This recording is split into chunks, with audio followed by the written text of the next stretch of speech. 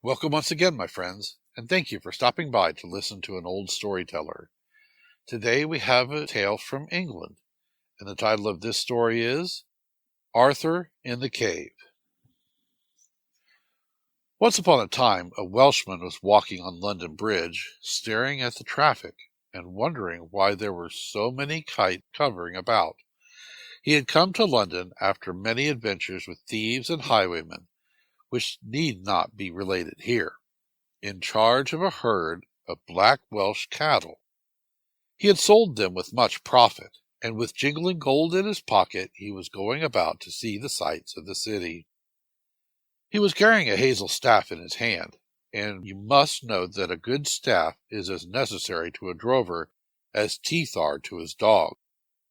He stood still to gaze at some wares in a shop, for at the time London Bridge was shops from beginning to end, when he noticed that a man was looking at his stick with a long, fixed look. The man after a while came to him and asked him where he came from. "I came from my own country," said the Welshman, rather surlily, for he could not see what business the man had to ask him such a question. "Do not take it amiss," said the stranger. "If you will only answer my questions and take my advice, it will be of greater benefit to you than you imagine. Do you remember where you cut that stick?" The Welshman was still suspicious, and said, "What does it matter where I cut it?" "It matters," said his questioner, "because there is treasure hidden near the spot where you cut that stick. If you remember the place, and can conduct me to it, I will put you in possession of great riches." The Welshman now understood that he had to deal with a sorcerer, and he was greatly perplexed as to what to do.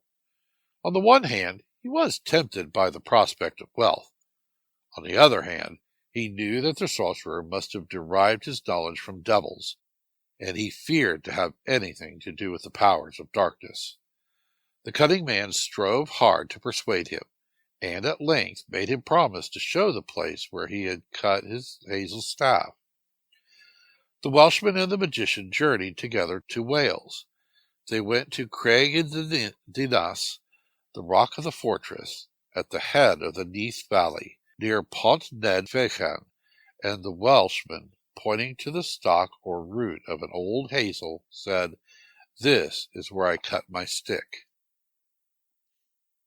"Let us dig," said the sorcerer. They digged until they came to a broad, flat stone. Prizing this up, they found some steps leading downwards. They went down the steps and along a narrow passage until they came to a door. "Are you brave?" asked the sorcerer. "Will you come in with me?" "I will," said the Welshman, his curiosity getting the better of his fear. They opened the door, and a great cave opened out before them. There was a faint red light in the cave, and they could see everything. The first thing they came to was a bell. "Do not touch that bell," said the sorcerer, "or it will be all over with us both." As they went further in, the Welshman saw that the place was not empty. There were soldiers lying down asleep, thousands of them, as far as ever the eye could see. Each one was clad in bright armor. The steel helmet of each was on his head. The shining shield of each was on his arm. The sword of each was near his hand. Each had his spear stuck in the ground near him, and each and all were asleep. In the middle of the cave was a great round table at which sat warriors, whose noble features and richly dight armor proclaimed that they were not in the roll of common men.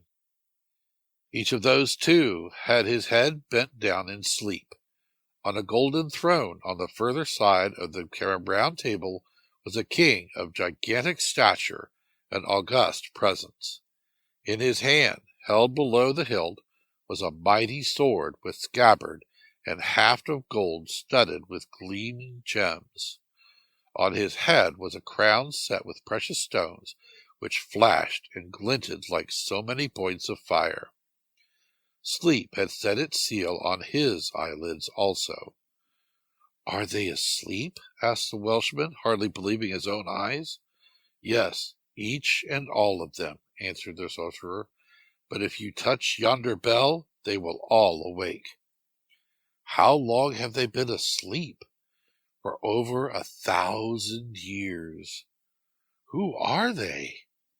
"Arthur's warriors, waiting for the time to come when they shall destroy all the enemies of the Cymry and repossess the island of Britain, establish their own king once more at Caerleon." "Who are those sitting at the round table?" "Those are Arthur's knights: Owain, the son of Urien, Kai, the son of Sinir, Gwalchmai, the son of Gwyar, Peredur, the son of Ephrath, Geraint, the son of Erbin, Tristan, the son of March, Bedwyr, the son of Bedron, Kilhwich, the son of Celidon, Edirn, the son of Nud, Kynon, the son of Clendo. "And on the golden throne," broke in the Welshman, "is Arthur himself, with his sword Excalibur in his hand," replied the sorcerer. Impatient by this time at the Welshman's questions, the sorcerer hastened to a great heap of yellow gold on the floor of the cave. He took up as much as he could carry, and bade his companion to do the same. "It is time for us to go," he said. Then he led the way towards the door by which they had entered. But the Welshman was fascinated by the sight of the countless soldiers in their glittering arms, all asleep. "How I should like to see them all awakening," he said to himself. "I will touch the bell. I must see them all arising from their sleep." When they came to the bell, he struck it until it rang through the whole place. As soon as it rang, lo! the thousands of warriors leapt to their feet, and the ground beneath them shook with the sound of the steel arms. And a great voice came from their midst: "Who rang the bell? Has the day come?" The sorcerer was so frightened that he shook like an aspen leaf. He shouted in answer, "No, the day has not come. Sleep on." The mighty host was all in motion, and the Welshman's eyes were dazzled as he looked at the bright steel arms which illumined the cave as with the light of myriad flames of fire. "Arthur," said the voice again, "awake! The bell has rung. The day is breaking. Awake, Arthur the Great." "No," shouted the sorcerer, "it is still night. Sleep on, Arthur the Great." A sound came from the throne. Arthur was standing, and the jewels in his crown shone like bright stars above the countless throng. His voice was strong and sweet, like the sound of many waters, and he said, "My warriors, the day has not come when the black eagle and the golden eagle shall go to war. It is only a seeker after gold who has rung the bell. Sleep on, my warriors. The morn of Wales has not yet dawned." A peaceful sound like the distant sigh of the sea came over the cave, and in a trice the soldiers were all asleep again. The sorcerer hurried the Welshman out of the cave, moved the stone back to its place, and vanished. Many a time did the Welshman try to find the way back into the cave again, but though he dug over every inch of the hill, he never found the entrance. Thank you once again for listening to this story. If you enjoyed this story, please press that like button. Also, please help an old storyteller out by subscribing to my channel. The next story will be posted in a few days, so until then, may your story continue to be a good one.